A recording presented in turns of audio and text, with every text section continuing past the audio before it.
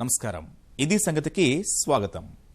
కోటి ఆశల తెలంగాణ మూడో వసంతంలోకి అడుగుపెట్టింది. స్వరాష్ట్ర పోరులో కలిసి వచ్చిన సబ్బండ వర్ణాలు ఆవిర్భావ సంబరాల్లో మురిసిపోతున్నాయి. ఉత్సవాల్లో మునిగిన వేళ ప్రత్యేక రాష్ట్ర తొలి ముఖ్యమంత్రిగా బాధ్యతలు చేపట్టిన 2 ఏళ్ల కేసీఆర్ పాలనా ప్రయాణం ఎలా సాగింది? స్వరాష్ట్రంలో తమ జీవితాల్లో వెలుగులు నిండుతాయన్న సకల జనుల ఆశలు ఆకాంక్షలు ఏ మేరకు తీరాయి? రాష్ట్రం వస్తే సంక్షోభాలు చుట్టుముడతాయన్న నేతల మాటలు ఏ మేరకు వాస్తవ రూపం దేల్చాయి? కేసీఆర్ 2 ఏళ్ల పాలనా ప్రస్థానంపై ఇవాల్టి ఇది సంగతి.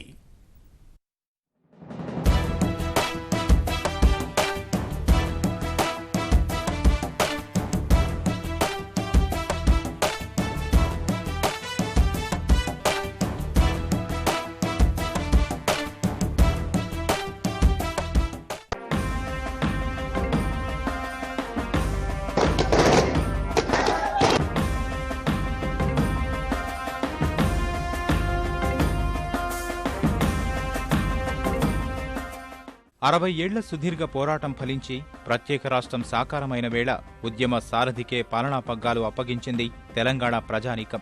రాష్ట్రం వస్తే తమ బతుకులు బాగుపడతాయన్న ఆశతో సామాన్య పేద ప్రజానీకం, వ్యవసాయం లాభసాటిగా మారుతుందన్న ఆశతో రైతన్నలు, తమకు ఉద్యోగ ఉపాధి అవకాశాలు దక్కుతాయన్న భావనతో యువత, ఇలా అన్ని వర్గాల ప్రజలు కేసీఆర్ పై భరోసాతో కేసీఆర్ భుజస్కంధాలపైనే తమ భవిష్యత్తు ఉంచారు.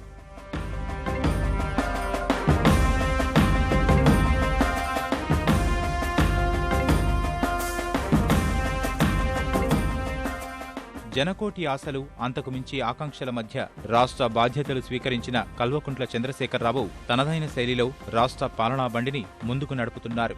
స్వయం పాలనలో జీవితాలు బాగుపడతాయన్న ప్రజలు ఆశాభావంతో ఉన్నారంటూ రాష్ట్ర ఆవిర్భావం రోజే తనపై ఉన్న గురుతర బాధ్యత స్పష్టం చేసిన కేసీఆర్ ఆ దిశగా ప్రణాళికాబద్ధంగా ముందుకు వెళుతున్నారు.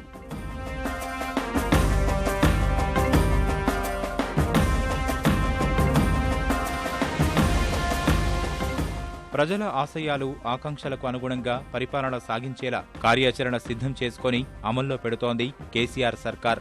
ఎన్నికల ప్రణాళికలో భారీగా ఇచ్చిన హామీలు అమలు చేస్తూనే హామీ ఇవ్వని పథకాలు ఆచరణలో పెడుతున్నారు. ప్రజలకు కనీస అవసరాలే కాకుండా జీవన ప్రమాణాల పెంపే లక్ష్యంగా వెళుతోన్న కేసీఆర్ రాష్ట్రంలో మౌలిక సదుపాయాల అభివృద్ధిపై ప్రత్యేకంగా దృష్టి సారించారు. ఘనమైన తెలంగాణ చరిత్ర, సంస్కృతి, సంప్రదాయాల పరిరక్షణకు పాలనలో అగ్ర తాంబూలం వేస్తున్నారు. ప్రత్యేక రాష్ట్ర సాధన పోరులో ఉద్యమకారుడిగా తెలంగాణ భావజాలాన్ని పూర్తిగా ప్రజల్లో నింపిన కేసీఆర్ ఇప్పుడు పాలనలోనూ ఆ అంశాలను పూర్తిస్థాయిలో జొప్పిస్తున్నారు.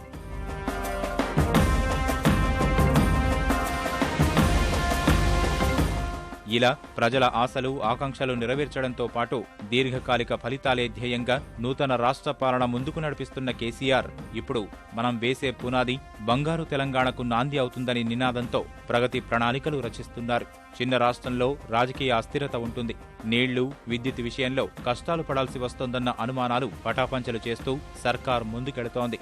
ప్రపంచ పెట్టుబడిదారులను ఆకర్షించేందుకు నూతన పారిశ్రామిక, ఐటీ విధానాలు తీసుకువచ్చారు. అవేగాక జాతీయ, అంతర్జాతీయ స్థాయిలో గుర్తింపు తెచ్చిపెట్టిన మిషన్ కాకతీయ, మిషన్ భగీరథ, నా తెలంగాణ కోటి ఎకరాల వీణ కావాలంటూ నీటిపారుదల ప్రాజెక్టుల పునరాకృతి వంటి ప్రజాకర్షక విధానాలతో 2 ఏళ్లలోనే అందరి దృష్టిని ఆకర్షించారు.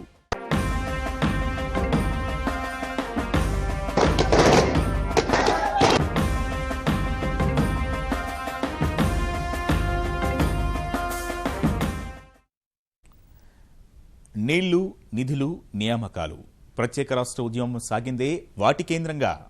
అన్నిటికీ దగాపడ్డ తెలంగాణకు కొత్త ఊపిరులూదడమే లక్ష్యంగా. అందుకే వాటినే ప్రాధాన్యతాంశంగా తీసుకున్న తెరాస సర్కార్ సాగు, తాగునీటి అంశాలపై పక్కా ప్రణాళికలతో అడుగులు వేస్తోంది. మిషన్ కాకతీయ, మిషన్ భగీరథ ప్రాజెక్టుల పునరాకృతితో ఈ భూమిపుత్రుల దాహార్తి తీర్చడానికి కృషి చేస్తోంది. 1 కోటి ఎకరాల తెలంగాణ, ఇంటింటికి నల్లా నీరు ఇవ్వకపోతే ఓట్లు అడగబోమంటూ సాహసోపేతమైన లక్ష్యం నిర్దేశించుకుని మరీ సవాల్గా పనిచేస్తోంది.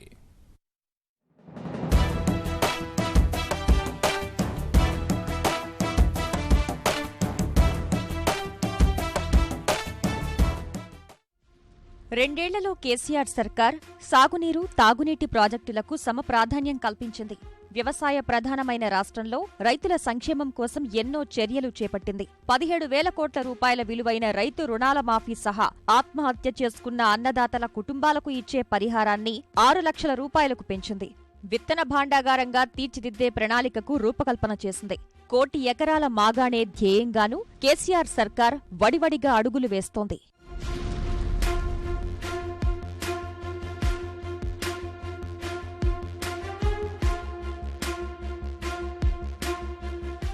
రాష్ట్ర నీటిపారుదల ముఖచిత్రానికి సంబంధించి ముఖ్యమంత్రి కేసీఆర్ శాసనసభ సాక్షిగా పవర్ పాయింట్ ప్రజెంటేషన్ ఇచ్చి చరిత్ర సృష్టించారు. కృష్ణా, గోదావరి జలాలు పూర్తిస్థాయిలో సద్వినియోగం చేసుకుని పంట పొలాల్లోకి నీరు మళ్లింపే లక్ష్యంగా వివిధ మార్పులు, చేర్పులకు శ్రీకారం చుట్టింది. సాగునీటి ప్రాజెక్టుల రీ-ఇంజనీరింగ్ చేపట్టిన ప్రభుత్వం ప్రాణహిత చేవెళ్లలో మార్పులు చేసి కాళేశ్వరం ఎత్తిపోతలకు శ్రీకారం చుట్టింది. పాలమూరు ఎత్తిపోతలతో పాటు దేవాదుల, కంతనపల్లి, ఖమ్మం జిల్లా ప్రాజెక్టులకు సంబంధించి కూడా మార్పులు, చేర్పులు చేసింది.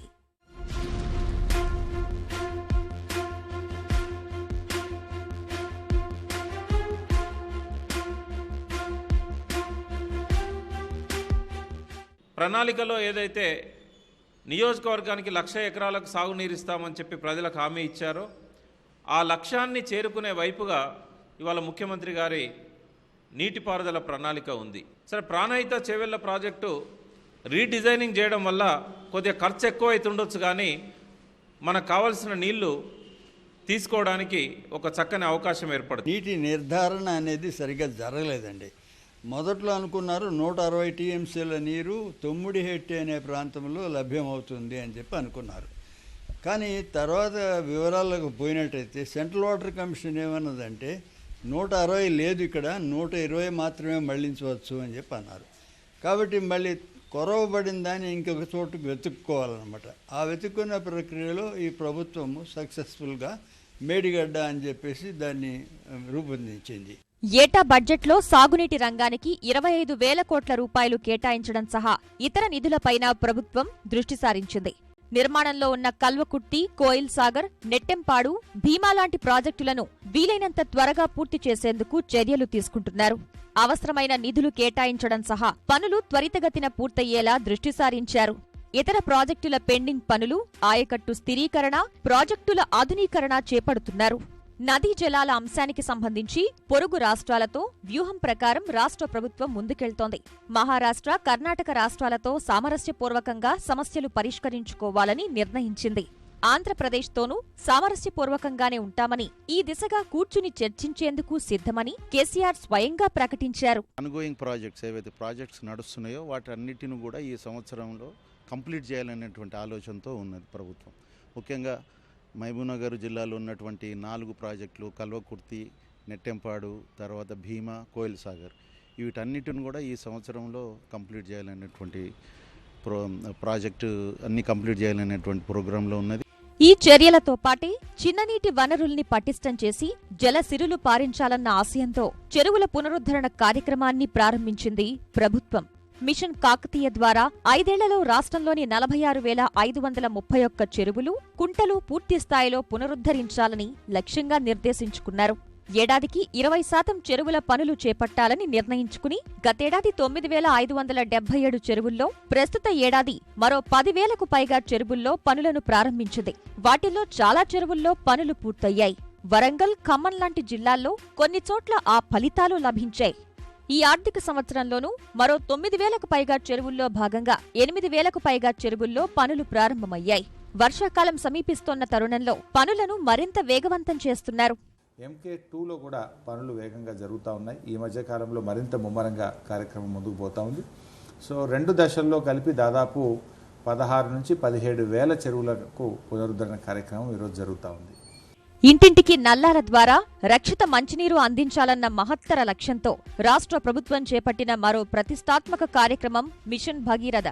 కృష్ణా, గోదావరిపై ఉన్న జలాశయాలు, ఇతర నీటి వనరులు ఉపయోగించుకుని అన్ని గ్రామాలు, ఆవాసాలకు రక్షిత మంచినీరు సరఫరా ధ్యేయంతో 40,000 కోట్ల రూపాయల వ్యయంతో ఈ పథకం చేపట్టారు. మంచినీరు సరఫరా చేసేందుకు రాష్ట్ర వ్యాప్తంగా 1,00,000 కిలోమీటర్లకు పైగా పైప్లైన్లు, జలాశయాలు, ఇంటెక్ వెల్స్, పంప్ హౌస్ల పనులు శరవేగంగా సాగుతున్నాయి. ఈ కార్యక్రమం ద్వారా 3 ఏళ్లలో రాష్ట్రంలోని 22,000 ఆవాసాలకు రక్షిత మంచినీరు ఇవ్వాలని ప్రభుత్వం లక్ష్యంగా పెట్టుకుంది. ఇంటింటికి మంచినీరు ఇవ్వకపోతే ఎన్నికల్లో ఓట్లడగబోమంటూ ముఖ్యమంత్రి కేసీఆర్ పలుమార్లు ప్రకటించారు. అందుకే ఈ పథకాన్ని స్వయంగా పర్యవేక్షించేందుకు వీలుగా గ్రామీణ నీటి సరఫరా శాఖను సీఎం స్వయంగా తన వద్దే ఉంచుకున్నారు. ప్రస్తుతం కొన్ని చోట్ల ప్రయోగాత్మకంగా నీటి సరఫరా చేస్తున్నారు. ఈ ఏడాది డిసెంబర్ నాటికి 6,100 ఆవాసాలకు, వచ్చే డిసెంబర్ నాటికి 10,000 ఇళ్లకు నీరిచ్చి 2018 డిసెంబర్ నాటికి సంపూర్ణ నీరిచ్చి మాట నిలబెట్టుకుంటామని ప్రభుత్వం ధీమా వ్యక్తం చేస్తోంది. దేశంలో ఏ ఇంజనీరింగ్ అధికారులు పనిచేయనంత మా అధికారులు పనిచేస్తూ ఉన్నారు, మా ఇంజనీర్లు పనిచేస్తూ ఉన్నారు. ఏజెన్సీలందరూ కూడా సహకారం అందిస్తూ ఉన్నారు.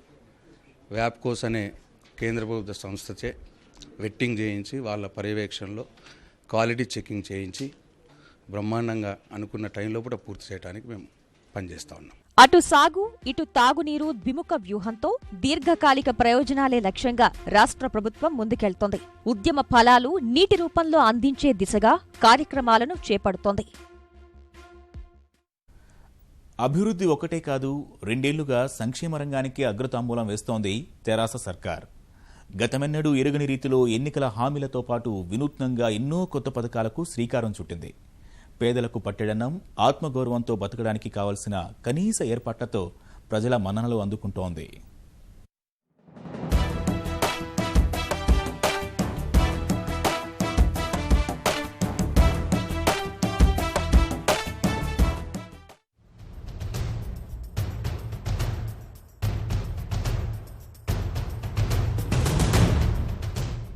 స్వరాష్ట్రంలో తెరాస 2 ఏళ్ల పాలన అభివృద్ధి, సంక్షేమం ప్రధాన ఎజెండాగా సాగింది. సంక్షేమ కార్యక్రమాల కోసం దాదాపు ఏడాదికి 30,000 కోట్లు ఖర్చు చేస్తున్న రాష్ట్రంగా దేశంలోనే ప్రథమ స్థానంలో నిలిచింది.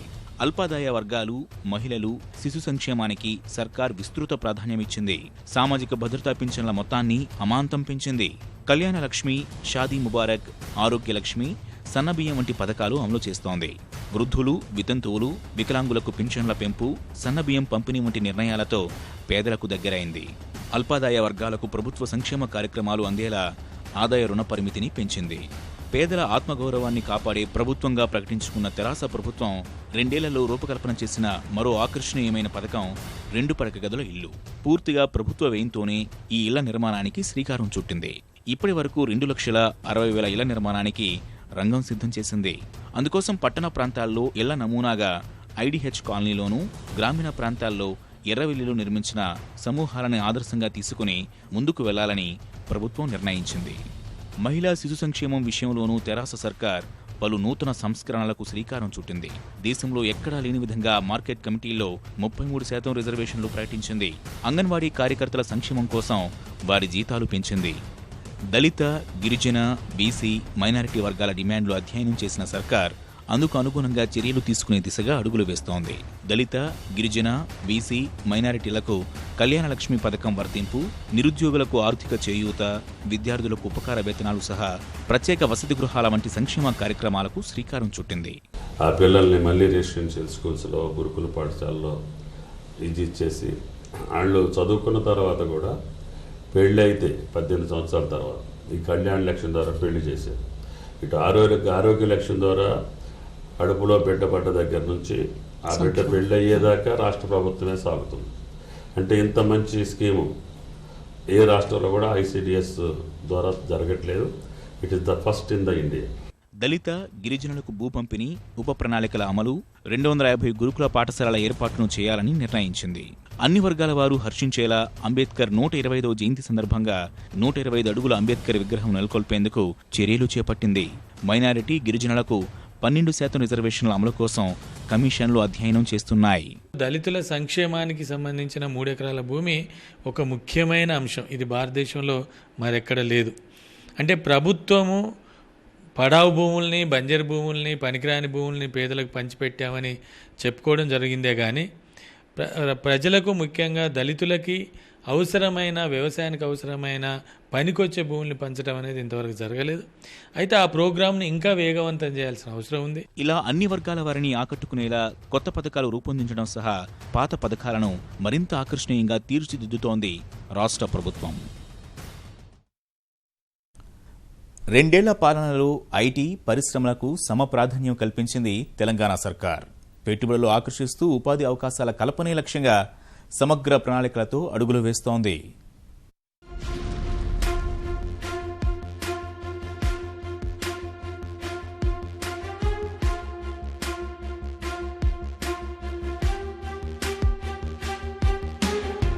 తెలంగాణని పరిశ్రమలకు ప్రథమ ఎంపికగా మార్చాలనే లక్ష్యంతో అడుగులు వేస్తోంది రాష్ట్ర సర్కారు. పారిశ్రామిక రంగంపై ప్రత్యేకంగా దృష్టి సారించిన రాష్ట్ర ప్రభుత్వం పెట్టుబడుల ఆకర్షణ సహా భారీగా ఉపాధి అవకాశాలు కల్పించడమే ధ్యేయంగా పెట్టుకుంది. రాష్ట్రంలో ఇప్పటికే ఉన్న పరిశ్రమలు కాపాడుకుంటూనే కొత్త పారిశ్రామికవేత్తలను ప్రోత్సహించే పనిలో పడింది. విద్యుత్ కొరత అధిగమించి అంతరాయం లేని విద్యుత్ సరఫరా చేస్తూ సమస్యలు పరిష్కరిస్తూ పారిశ్రామికవేత్తలకు ఎర్రతివాచి పరుస్తోంది.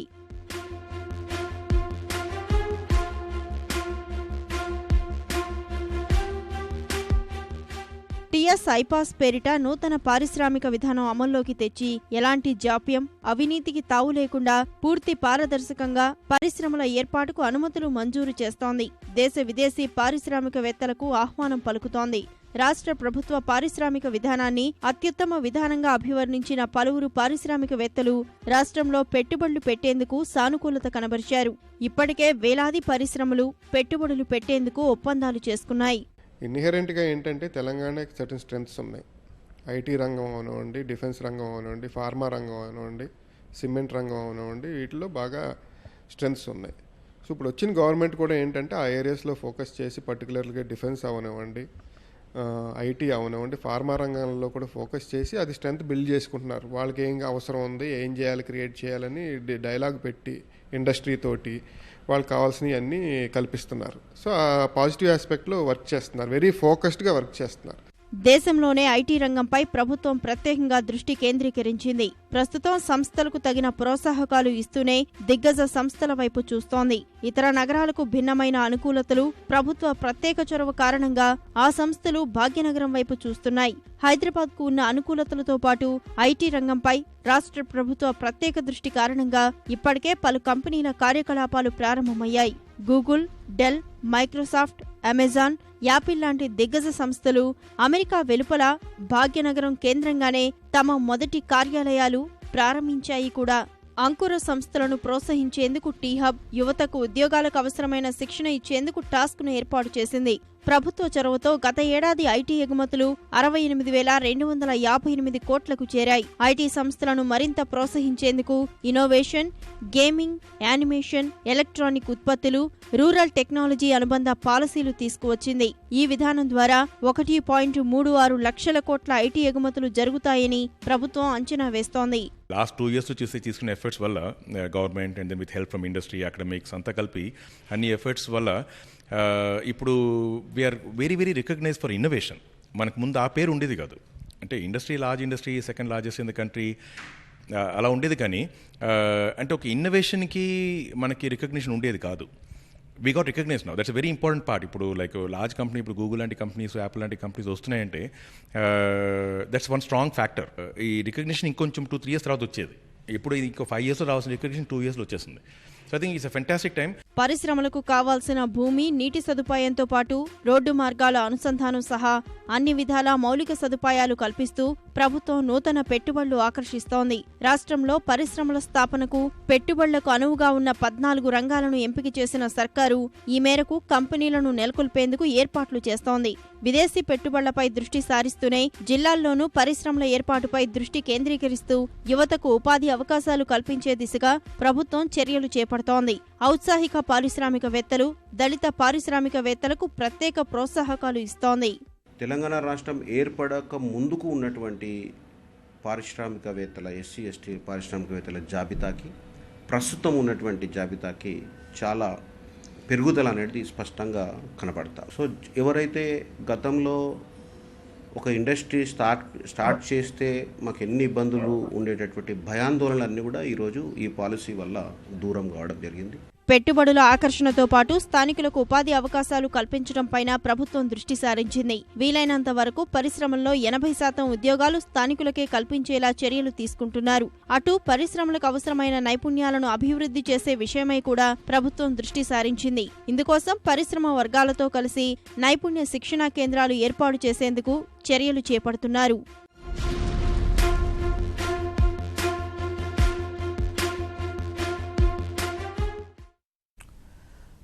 రాష్ట్రం ఏర్పడితే చీకటే మిగులుతుందన్న విమర్శల్ని తిప్పికొట్టేలా తెరాస 2 ఏళ్ల పాలన సాగింది. నిరంతరాయ వెలుగుల దిశగా ప్రయాణం సాగిస్తోంది. విద్యుత్ కోతల నుంచి మిగులు రాష్ట్రంగా ఎదిగే దిశగా అడుగులు వేస్తోంది. 2 ఏళ్ల పాలనలో విద్యుత్ సమస్యల పరిష్కారానికి అత్యంత ప్రాధాన్యమిచ్చింది తెరాస ప్రభుత్వం.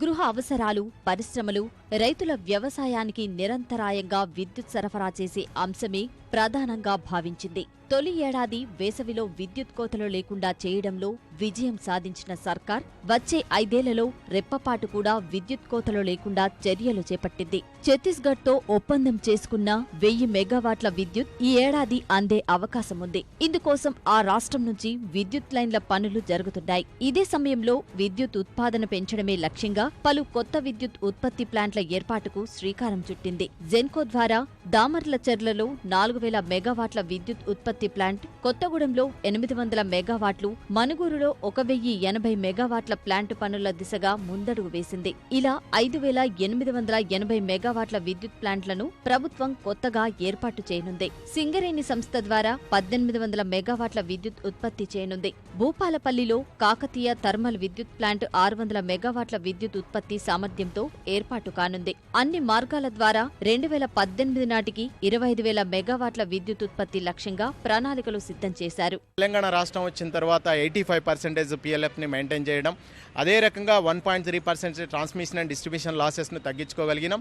అవి కాకుండా భూపాల్పల్లి 600 మెగావాట్లు ఏదైతే ఉందో ఆ 600 మెగావాట్లను ఇమ్మీడియట్గా సర్వీస్లో పెట్టుకోగలిగినాం. 2014తో పోల్చితే గత ఏడాది 13% విద్యుత్ ఉత్పత్తి అధికంగా జరిగింది. విద్యుత్ ప్లాంట్ కొత్తవి ప్రారంభం కాకపోయినా సంస్థగత సామర్థ్యం పెరగడం వల్లే ఇది సాధ్యమైందని నిపుణులు చెబుతున్నారు. ఇది బహిరంగ విపణిలో 700 కోట్ల రూపాయలకు సమానమని విశ్లేషిస్తున్నారు. రాష్ట్రం ఏర్పడే నాటికి కేవలం 4365 మెగావాట్ల విద్యుత్ ఉత్పత్తవుతోంది. రానున్న 3 ఏళ్లలో 25000 మెగావాట్ల విద్యుత్ ఉత్పత్తే లక్ష్యంగా ప్రభుత్వం పనిచేస్తోంది. ఇదే సమయంలో విద్యుత్ పొదుపు చర్యలో భాగంగా 25 మున్సిపాలిటీలో ఇంటింటికి 2 LED బల్బుల పంపిణీకి సన్నాహాలు చేస్తోంది. విద్యుత్ శక్తికి సంబంధించి గతంలో ఎన్నో సందేహాలను పెట్టినారు. విద్యుత్ ఇవ్వండి వాళ్ళే, మీకు రాదు అని చెప్పింది వాళ్ళే. తెలంగాణ ఉద్యమం ప్రారంభమైంది విద్యుత్ మీదనే. తెలంగాణ రాష్ట్ర ఏర్పాటును అడ్డుకోవడానికి ప్రయత్నం చేసింది విద్యుత్తును అడ్డం పెట్టుకొని. వచ్చిన తెలంగాణను అస్థిరపరచడానికి ప్రయత్నం చేసింది కూడా విద్యుత్తును ఆధారంగా చేసుకొని. ఈ అన్ని కుట్రలను ఛేదిస్తూ అద్భుతంగా తెలంగాణకు వెలుగునిచ్చిన సందర్భం ఇవాళ ప్రజలకు ఒక విశ్వాసాన్ని ఇచ్చింది. ఈ 2 ఏళ్ల పాటు విద్యుత్ ఛార్జీలను పెంచకుండా ప్రభుత్వం విద్యుత్ ఉత్పత్తిపైనే దృష్టి సారించింది. అయితే ఇటీవలే విద్యుత్ పంపిణీ సంస్థలు నష్టాలు పూడ్చుకునేందుకు ఛార్జీల పెంపునకు అనుమతి ఇవ్వాలని ఈఆర్సీకి ప్రతిపాదనలు పంపాయి. వాటిపైన ప్రభుత్వం ఇంకా తుది నిర్ణయం తీసుకోవాల్సి ఉంది. ప్రత్యేక రాష్ట్రం వస్తే హైదరాబాద్ అభివృద్ధి వేగం కుంటుపడుతుంది, పరిశ్రమలు తరలిపోతాయి. ఇలా ఎన్నో అనుమానాలు, మరెన్నో ప్రశ్నలు. ఇవన్నీ నిజం కావని 2 ఏళ్ల తెరాస ప్రభుత్వ పాలన రుజువు చేసింది. హైదరాబాద్ అంతర్జాతీయ స్థాయిలో ఒక బ్రాండున్న నగరం. ఈ ప్రతిష్ట దెబ్బతినకుండా ఖ్యాతి మరింత ఇనుమడింపజేసేలా 2 ఏళ్లలో విశ్వనగరంగా తీర్చిదిద్దే ప్రణాళికలతో అడుగులు వేస్తోంది తెరాస ప్రభుత్వం. అందుకోసం ప్రధానంగా ప్రజా సమస్యల పరిష్కారం, పారదర్శక పాలన, అంతర్జాతీయ స్థాయి ప్రమాణాల మౌలిక వసతుల కల్పనను లక్ష్యంగా పెట్టుకుంది. హైదరాబాద్ మహానగర పాలక సంస్థకు కొత్త గుర్తింపు తీసుకొచ్చేందుకు నూతన వరవడితో ముందుకు సాగుతోంది. ఆ ఫలితాలు ఇప్పటికే కనిపిస్తున్నాయి. అందుకు తగ్గట్టే 2 ఏళ్ల పాలన పూర్తవుతున్న వేళ రాష్ట్రానికి భాగ్యనగరం సరికొత్త ఆశలు రేపుతోంది. అపార అవకాశాలకు నిలయంగా, ఆర్థిక వనరుల అక్షయ పాత్రగా కొత్త ఆకాంక్షలకు రూపునిస్తోంది. రాష్ట్ర ప్రభుత్వం ఈ 2 ఏళ్లలో హైదరాబాద్ కోసం అనేక కార్యక్రమాలు, పథకాలకు అంకురార్పణ చేసింది. కీలకమైన శాంతి భద్రతలకు తొలి ప్రాధాన్యమిస్తూ పోలీసు విభాగాలను బలోపేతం చేయడంలో ముఖ్యమంత్రి కేసీఆర్ ప్రధానంగా దృష్టి సారించారు. నూతన వాహనాలు సహా ఆధునిక పోలీస్ స్టేషన్ల నిర్మాణం, సాంకేతిక పరిజ్ఞానం అందిపుచ్చుకోవటం, సీసీ కెమెరాల ఏర్పాటు, షీటీమ్స్ ఏర్పాటుతో భద్రతను కట్టుదిట్టం చేశారు. స్వచ్ఛ భారత్ స్ఫూర్తితో స్వచ్ఛ హైదరాబాద్ని ప్రభుత్వం ప్రతిష్టాత్మకంగా తీసుకుంది.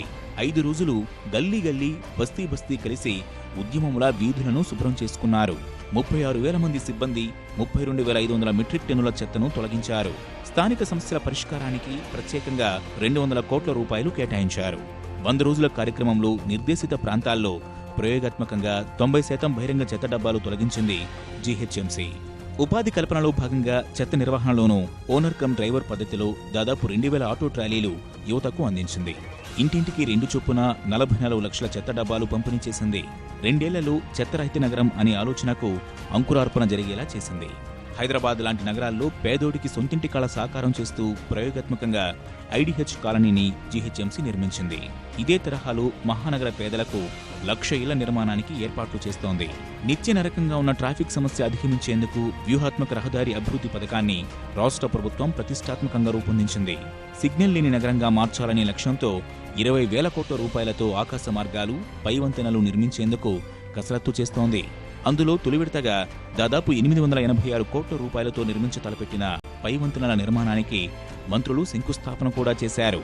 హైదరాబాద్ మహానగరంలో తూర్పు నుంచి పశ్చిమానికి వేగంగా ప్రయాణించేందుకు మూసీ నదిని ఆనుకుని ఎక్స్ప్రెస్ వే కోసం జీహెచ్ఎంసీ కసరత్తు చేస్తోంది. హైదరాబాద్ మహానగరానికి మణిహారంలా ఉన్న హుస్సేన్ సాగర్ ప్రక్షాళనకు హైదరాబాద్ మహానగరాభివృద్ధి సంస్థ శ్రీకారం చుట్టింది. ఇతర విభాగాలతో కలిసి ఇప్పటికే మురుగునీటిని దారి మళ్లించే పనులను పూర్తి చేసింది. పచ్చని నగరంగా తీర్చిదిద్దే క్రమంలో పెద్ద ఎత్తున మొక్కలు నాటేందుకు సన్నద్ధమవుతోంది. వైద్య ఆరోగ్య రంగానికి గత 2 ఏళ్లలో తెలంగాణ ప్రభుత్వం విశేషమైన ప్రాధాన్యం ఇచ్చింది. మరిన్ని విభిన్న అంశాలతో మరో ఇది సంగతిలో కలుసుకుందాం. నమస్కారం.